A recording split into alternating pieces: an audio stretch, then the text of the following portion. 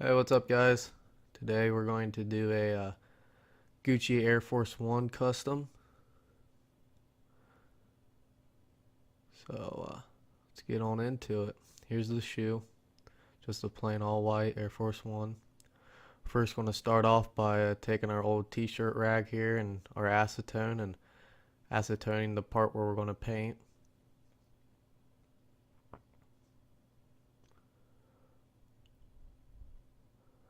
Alright, so once we got that done here, now we're going to go into masking off the part that we're going to paint with our tape here.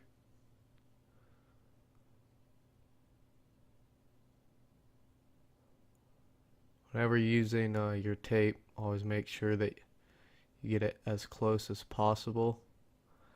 And if you have stitching or something, make sure you get it over that stitching. Just will save you a lot of hassle in the long run. We're going to use our autumn red, which is a darker shade of red, but you'll see later in the video why we use the darker shade, because we'll come over top of it with a lighter red to really pull out that Gucci stencil. We got that done. Probably used about maybe 3 to 4 coats on that, but we got our Gucci stencils here. Now you can use transfer paper on any type of stencil really, but since this is kind of working around that Nike swoosh, kind of had to hand place them on there, which does take a lot more time, but I think it'll come out better. We got that on there now. And I always set my stencils down with a heat gun first, and then I press them down by hand. But now this is what I'm talking about, that we're going to take our lighter shade red here. We're going to go over top all the stencils. There's that. I think we probably used about 3-4 coats on it again, but now we're just going to pull up each and every stencil and see what it comes out to look like.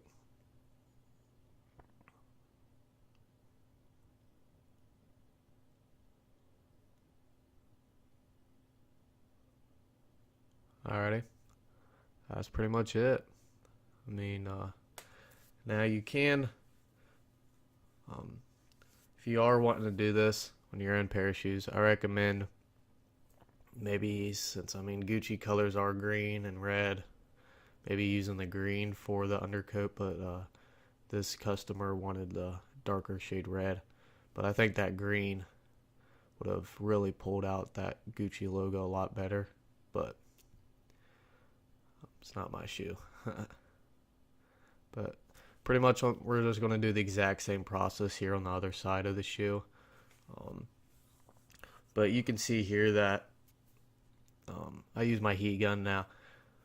Don't get too close to the stencil because it'll just completely melt the stencil away. I mean, it won't melt it, but it will wrinkle the stencil up and everything. But I like just using that heat gun because then it really kind of adheres better down to the paint, especially if it's stencil going onto the another paint instead of just the shoe itself.